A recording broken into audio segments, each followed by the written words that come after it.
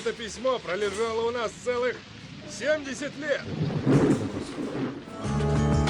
Почта России.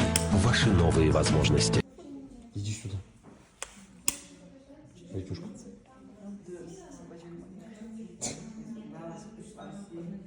Почту России испугалась, да. Иди сюда, Витюш, иди ко мне, иди ко мне, иди ко мне, иди ко мне. Это же Почта России, тут бояться нечего. Даже срока. Правите сейчас ссылку. Не. Такое чудо. Такое чудо нужно самому.